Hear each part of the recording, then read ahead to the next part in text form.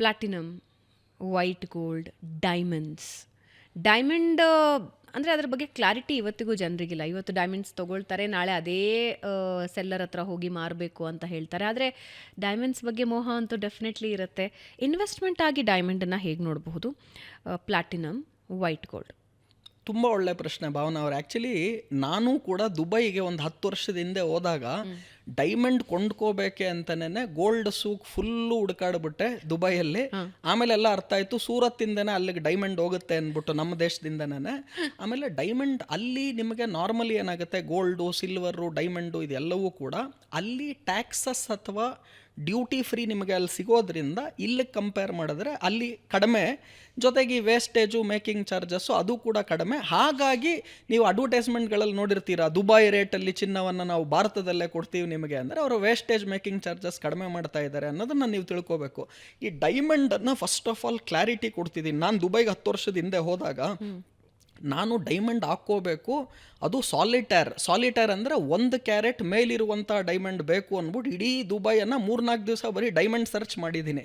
So ನಾನು ಒಂದು diamond ಇವಾಗ ನನ್ನ ಕೈಯಲ್ಲಿ ಏನು ಹಾಕ್ಕೊಂಡಿದ್ದೀನಿ.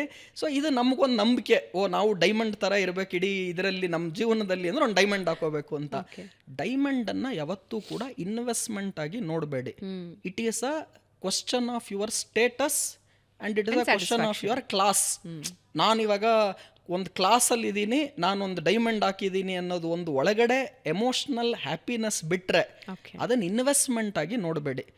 ಏನಕ್ಕೆ ಅನ್ನೋದನ್ನು ಕೂಡ ಹೇಳ್ತೀನಿ. ಡೈಮಂಡ್ ಫಸ್ಟ್ ಆಫ್ ಆಲ್ ಈ ಲ್ಯಾಬ್ ಗ್ರೋನ್ ಡೈಮಂಡ್ಸ್ ಬಂದಾದ ನಂತರ ಈ ಡೈಮಂಡ್ ವ್ಯಾಲ್ಯೂಗಳಲ್ಲಿ ಇಳಿಕೆಯನ್ನು ನಾವು ಕಂಡ್ವಿ.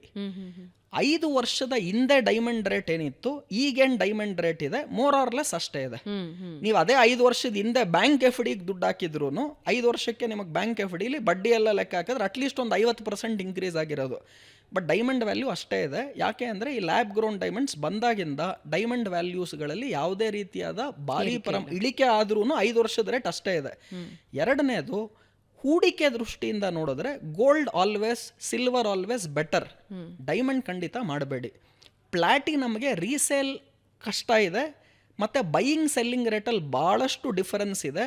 ಡೈಮಂಡಲ್ಲೂ ಬೈಯಿಂಗ್ ಸೆಲ್ಲಿಂಗ್ ರೇಟಲ್ಲಿ ಭಾಳಷ್ಟು ಡಿಫರೆನ್ಸ್ ಇರೋದ್ರಿಂದ ಓನ್ಲಿ ನಿಮ್ಮ ಪರ್ಸ್ನಲ್ ಸ್ಯಾಟಿಸ್ಫ್ಯಾಕ್ಷನ್ಗೆ ಮತ್ತು ನೀವು ತೋರಿಸ್ಕೋಬೇಕು ಅನ್ನೋದಕ್ಕೋಸ್ಕರ ಡೈಮಂಡ್ ಪ್ಲಾಟಿನಮ್ಗಳನ್ನು ತೊಗೊಳ್ಳಿ. ಇದೇ ಥರ ವೈಟ್ ಗೋಲ್ಡ್ ಬರುತ್ತೆ, ಅದರಲ್ಲೂ ಕೂಡ ಈ ನಾರ್ಮಲ್ ಗೋಲ್ಡ್ ಬೇರೆ, ವೈಟ್ ಗೋಲ್ಡ್ ಬೇರೆ.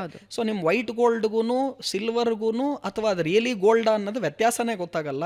ಸೊ ಹಾಗಾಗಿ ಅನ್ಲೆಸ್ ನೀವೇನೋ ಒಂದು ಕ್ಲಾಸ್ ತೋರಿಸ್ಬೇಕು ಅಥವಾ ಒಂದು ನಂಬಿಕೆ, ಅಸ್ಟ್ರಾಲಜಿ ಪ್ರಕಾರ ಯಾರೋ ನಮ್ಗೆ ಹೇಳಿದ್ದಾರೆ ಡೈಮಂಡ್ ಹಾಕೋಬೇಕು ಅಂತ, ಸೊ ಆ ಥರ ಏನಾನ ಇದ್ದರೆ ಬಳಕೆ ದೃಷ್ಟಿಯಿಂದ ಡೈಮಂಡ್ ಅಥವಾ ಪ್ಲಾಟಿನಮ್ ಅಥವಾ ವೈಟ್ ಗೋಲ್ಡ್ ಈ ಥರ ಮಾಡಿ ಹೊರತು ಹೂಡಿಕೆಗೋಸ್ಕರ gold and silver is always best. ಅದರಲ್ಲಿ ಸಿಲ್ವರ್ಗೆ ಇಂಡಸ್ಟ್ರಿಯಲ್ ಯೂಸೇಜ್ ಅಂತ ನಾನು ಹೇಳಿದೆ, ಅದಿರೋದ್ರಿಂದ silver is always better for investment. Gold second, ಡೈಮಂಡನ್ನು, ಪ್ಲಾಟಿನಮ್ಮನ್ನು ಮತ್ತು ನಾನು ಇವಾಗ ಹೇಳ್ದಂಗೆ ವೈಟ್ ಗೋಲ್ಡ್ ಇದು ಎಲ್ಲವನ್ನೂ ಕೂಡ, ಅಥವಾ ಈವನ್ ಜಮ್ ಸ್ಟೋನ್ಸ್, ಇವತ್ತು ಎಮರಾಲ್ಡು, ರೂಬಿ ಮತ್ತು ಈ ಬ್ಲೂ ಸಫೈರ್ಸ್ ಏನಿದೆ, ಯೆಲ್ಲೋ ಸಫೈರ್ ಏನಿದೆ, ಡೈಮಂಡ್ಗೂ ಕಾಸ್ಟ್ಲಿ ಇರುವಂತಹ ಬ್ಲೂ ಸಫೈರ್, ಎಮರಾಲ್ಡು ಮತ್ತು ರೂಬೀಸ್ ಇದೆ. ಸೊ ಇದೆಲ್ಲ ನೋಡ್ತು ಅಂದರೆ this is only for class, status, not for investment ಅಂತ ಹೇಳ್ತಾ ಇದ್ದೀನಿ. ಓಕೆ. ಈಗ ಗೋಲ್ಡ್ ಆನ್ಲೈನ್ ಇನ್ವೆಸ್ಟ್ಮೆಂಟ್ಗಳು ಜಾಸ್ತಿ ಆಗಿದೆ. ಅಂದರೆ ನೀವು ಹೋಗಿ ಕೊಂಡ್ಕೊಳ್ಬೇಕಾಗಿಲ್ಲ, ಅದಕ್ಕೆ ಅದನ್ನು ಕೊಡಬೇಕಾಗಿಲ್ಲ, ಇದನ್ನು ಕೊಡಬೇಕಾಗಿಲ್ಲ, ಆನ್ಲೈನ್ ಇನ್ವೆಸ್ಟ್ಮೆಂಟ್ ಮಾಡಬಹುದು ಅಂತ. ಇದು ಎಷ್ಟು ಲಾಭ ತಂದುಕೊಡುತ್ತೆ? ಮೊದಲನೇದಾಗಿ ಚಿನ್ನದಲ್ಲಿ ಹೂಡಿಕೆ ಮಾಡಬೇಕು ಅಥವಾ ಬೆಳ್ಳಿಯಲ್ಲಿ ಹೂಡಿಕೆ ಮಾಡಬೇಕು ಅಂತಿರೋರು ಫಿಸಿಕಲ್ ಗೋಲ್ಡ್ ಅಥವಾ ಜ್ಯುವೆಲ್ರಿಯನ್ನು ತಾವು ತೊಗೊಂಡ್ರೆ, ಆಭರಣಗಳನ್ನು ತೊಗೊಂಡ್ರೆ ಮಿನಿಮಮ್ ಲೋಯೆಸ್ಟ್ ಅಂದ್ರೂ 5-6% ವ್ಯಾಲ್ಯೂ ಅಡಿಷನ್ ಆಗೇ ಆಗುತ್ತೆ. ಅಂದರೆ ಇವತ್ತೇನು ಚಿನ್ನದ ರೇಟ್ ಇವತ್ತಿದೆ ಅದಕ್ಕೊಂದು 5-6% ಮಿನಿಮಮ್ ನೀವು ಜಾಸ್ತಿ ಕೊಟ್ಟು ವೇಸ್ಟೇಜು, ಮೇಕಿಂಗ್ ಚಾರ್ಜಸ್ಸು, ಅದು ಟ್ಯಾಕ್ಸಸ್ಸು, 3% GST ಏನು ಅದು ಇದು ಎಲ್ಲ ಲೆಕ್ಕ ಹಾಕಿದ್ರೆ 10% ಕೆಲವು ಸಲ ಆಗಿಬಿಡುತ್ತೆ. ಆ್ಯಂಟಿಕ್ ಗೋಲ್ಡ್ ಏನಾನ ತೊಗೊಳ್ತೀರಾ ಅಂದರೆ 20-30% ಜಾಸ್ತಿ ಆಗುತ್ತೆ ರೇಟು. ಅಂದರೆ ಇವತ್ತಿನ ಪ್ರತಿ ಗ್ರಾಮಿನ ಚಿನ್ನದ ಬೆಲೆ ಏನಿದೆ ಅದಕ್ಕೆ 20-30% ಏರಿಕೆ ಮಾಡಿ ನೀವು ಆ್ಯಂಟಿಕ್ ಜ್ಯುವೆಲ್ರಿ ತೊಗೋಬೇಕು. ನಾರ್ಮಲ್ ಜ್ಯುವೆಲ್ರಿ ಅಂದ್ರೂ ಒಂದು 8-10% ವೇಸ್ಟೇಜು, ಮೇಕಿಂಗ್ ಚಾರ್ಜಸ್ ಅಂತ ವ್ಯಾಲ್ಯೂ ಅಡಿಷನ್ ಆಗುತ್ತೆ. ಅಂದರೆ ಇವತ್ತು ಪ್ರತಿ ಗ್ರಾಮ್ 22 ಕ್ಯಾರೆಟ್ ಚಿನ್ನ 11,000 ಇದೆ ಅಂದರೆ ನೀವು 1,100 ರೂಪಾಯಿ 10%, ಸೊ 11,000 ಇರೋ ಕಡೆ 12,100 ರೂಪಾಯಿ ಕೊಟ್ಟು ಜ್ಯುವೆಲ್ರಿ ತೊಗೊಳ್ತಿರ್ತೀರ. ಅದನ್ನ ವಾಪಸ್ ಮಾರಾಟ ಮಾಡಿದಾಗ ತಿರ್ಗಾ ನೀವು ಒಂದು 7-8% ಲಾಸ್ ಆಗುತ್ತೆ ನಿಮಗೆ. ಯಾಕಂದ್ರೆ ಜ್ಯುವೆಲ್ರಿ ಅಂಗಡಿಯವನು ಏನು ನಿಮಗೆ ಎಕ್ಸ್ಚೇಂಜ್ ತೊಗೊಳ್ತಾರೆ ಇಲ್ಲ ವಾಪಸ್ ತೊಗೊಳ್ತಾರೆ ಏನೇ ಮಾಡಿದ್ರು ಕೂಡ, ಇವತ್ತು ಆ್ಯಕ್ಚುಲಿ ಜ್ಯುವೆಲ್ರಿ ಅಂಗಡಿಗಳವರು ದುಡ್ಡು ಮಾಡ್ತಿರೋದೇನೆ ಓಲ್ಡ್ ಗೋಲ್ಡ್ ರೀಸೇಲ್ ಗೋಲ್ಡಿಂದಾನೇ ಅವ್ರಿಗೆ ಜಾಸ್ತಿ ಕಮಿಷನ್ ಇರೋದು. ಸಿಲ್ವರಲ್ಲಿ ಹತ್ತತ್ರ 30% ಈ ರೀಸೇಲಲ್ಲಿ ಅವ್ರು ಲಾಭ ಮಾಡ್ತಾರೆ. ಅಂದರೆ ನೀವು ಇವತ್ತು ಬೆಳ್ಳಿ ಆಭರಣವನ್ನು ತಗೊಂಡಾಗ 1.5 ಲಕ್ಷ ಕೆಜಿಗೆ ನೀವು ತಗೊಂಡಿದ್ರೆ, ನಾನು ಸಿಲ್ವರ್ ಬಿಸ್ಕೆಟ್ಸ್ಗಳು ಬಾರ್ಸ್ಗಳು ಮಾತಾಡ್ತಾ ಇಲ್ಲ, ನಾನು ಹೇಳ್ತಿರೋದು ಆಭರಣಗಳು. ಅದು ಸಿಲ್ವರ್ ಆಗಿರ್ಬೋದು, ಗೋಲ್ಡ್ ಆಗಿರ್ಬೋದು. ಗೋಲ್ಡಲ್ಲಿ ಹತ್ತತ್ರ 6-8% ಲಾಸ್ ಆದರೆ ಸೆಲ್ ಮಾಡುವಾಗ, ಸಿಲ್ವರಲ್ಲಿ ಹತ್ತತ್ರ 30% ಲಾಸ್ ಆಗುತ್ತೆ. ಸೊ ನೀವು ಖರೀದಿ ಮಾಡುವಾಗ್ಲೂ ಲಾಸು, ಸೇಲ್ ಮಾಡುವಾಗ್ಲೂ ಲಾಸು. ಇದು ಎರಡೂ ಆ್ಯಡ್ ಮಾಡಿದ್ರೆ ಗೋಲ್ಡ್ ಅಲ್ಲಿ ಖರೀದಿ ಮಾಡುವಾಗ 8-10% wastage, making charge, value addition. Sale ಮಾಡುವಾಗ 6-8% ಅಂದ್ರೆ ಹತ್ತತ್ರ 15-20% ಬೈಯಿಂಗ್ ಸೆಲ್ಲಿಂಗ್ ಲಾಸ್ ಆಗುತ್ತೆ.